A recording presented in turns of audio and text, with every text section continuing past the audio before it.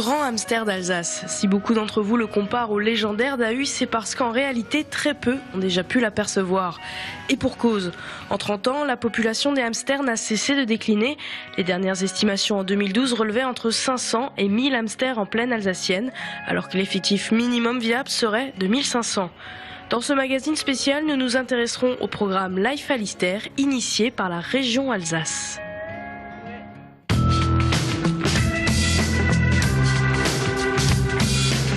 Le 5 mai dernier, la région lançait son grand projet Life Alister pour la préservation du grand hamster d'Alsace.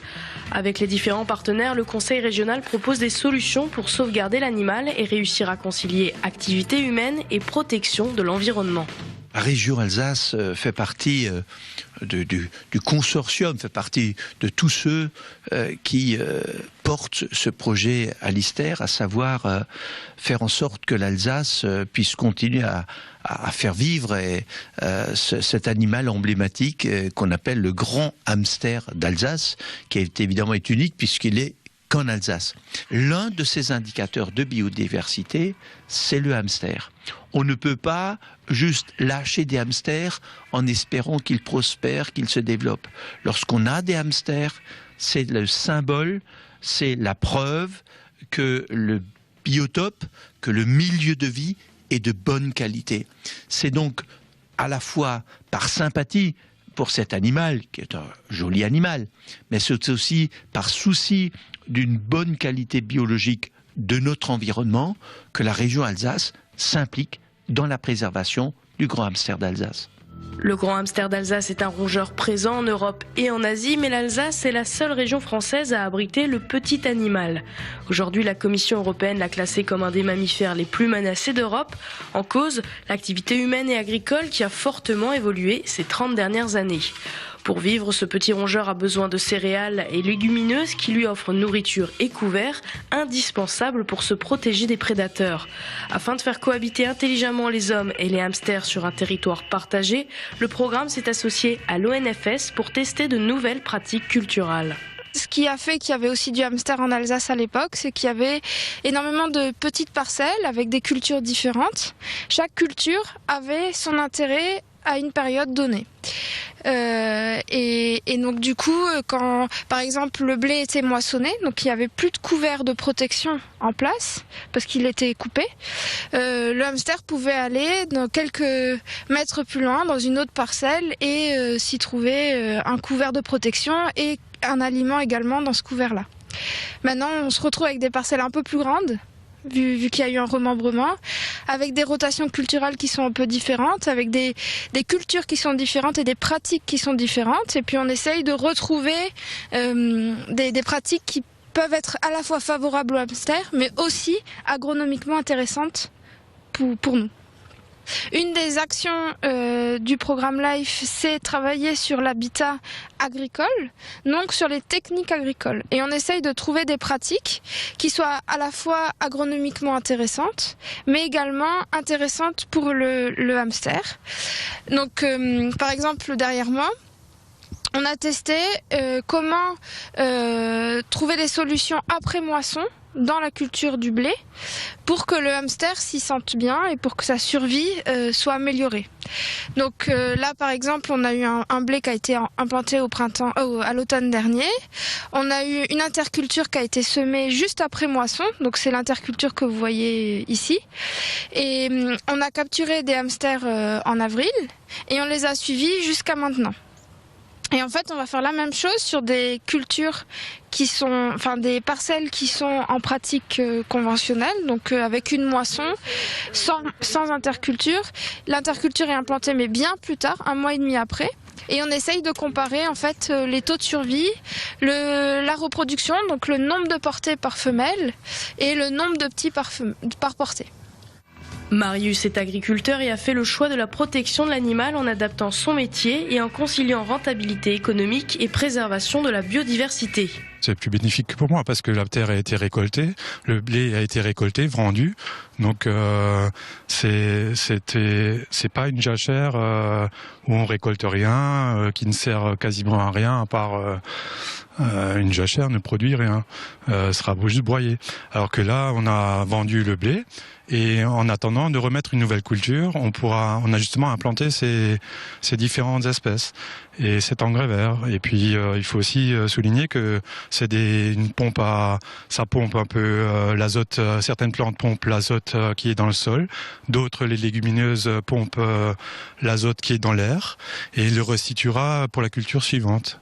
Donc un intérêt agronomique énorme. C'est peut-être une bonne chose qu'on va s'adapter avec le hamster parce qu'on va justement changer un peu notre façon de faire.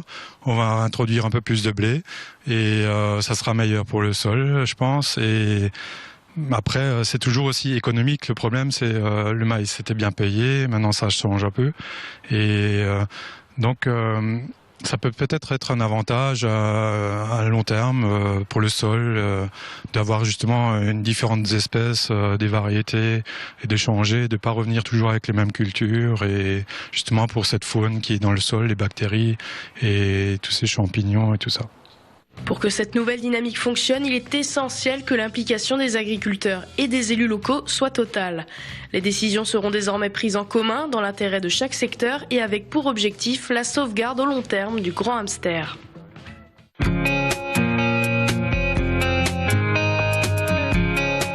Autre partenaire essentiel du projet Life Alister, le CNRS. Aujourd'hui, l'organisme élève en semi-liberté le grand hamster d'Alsace pour permettre sa réintroduction massive, mais aussi pour l'initier à de nouveaux systèmes de franchissement des routes. Objectif, relier les zones d'habitat entre elles et faire en sorte que les animaux les empruntent en toute sécurité. Le CNRS étudie au plus près le comportement de l'animal, ce qui lui permet de créer de nouvelles opportunités de développement de l'espèce. Nous allons évaluer l'effet de tout un écosystème associé à la culture du blé ou du maïs ou une interculture sur la reproduction du hamster, ce que nous ne pouvons pas réaliser dans une animalerie traditionnelle en cage où nous testons un seul paramètre à la fois. Nous allons évaluer l'effet d'une céréale sur le nombre de portées qu'aura une femelle, le nombre de petits, et donc pour bien évaluer l'effet sur les portées, mesurer la croissance des jeunes, etc. Nous sommes contraints de mettre les animaux uniquement par couple ou par individu afin d'assurer un bon suivi des jeunes.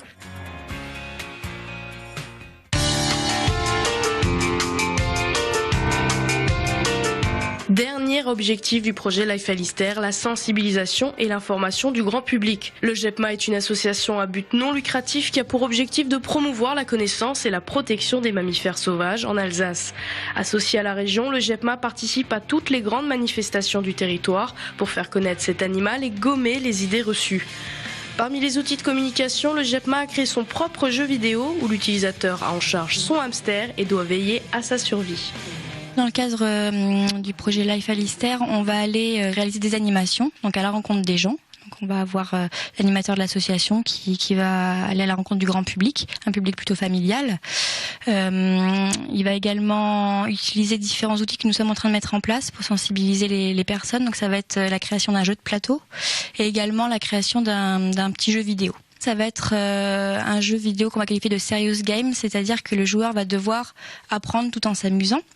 Ce jeu vidéo vise tout public, petits et grands vont pouvoir jouer. Et le principe, en fait, donc le joueur va incarner le hamster, il va se mettre dans la peau du hamster qui sort d'hibernation. Et son but va être d'aller récolter de la nourriture pour pouvoir la stocker en vue de l'hiver prochain. Donc en fait, chaque niveau va être représenté par un mois de l'année et le joueur va devoir faire face à différentes difficultés qui sont en fait les difficultés que le hamster va rencontrer dans son milieu de vie au cours du temps. L'image de nuisible colle encore à la peau du grand hamster d'Alsace et cette mauvaise réputation est un frein à la mise en place d'actions de préservation. En faisant mieux connaître l'animal auprès de la population, le projet Life Alister veut accélérer la mise en place de solutions concrètes et acceptées par tous. Le projet Life Alister s'étend sur une période de 5 ans, allant jusqu'en 2018. Près de 3 millions d'euros lui ont été dédiés, cofinancés à 50% par l'Union européenne.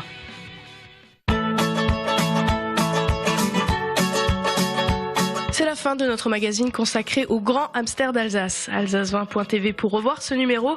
L'année prochaine, vous retrouverez un numéro entièrement dédié au transport de la région.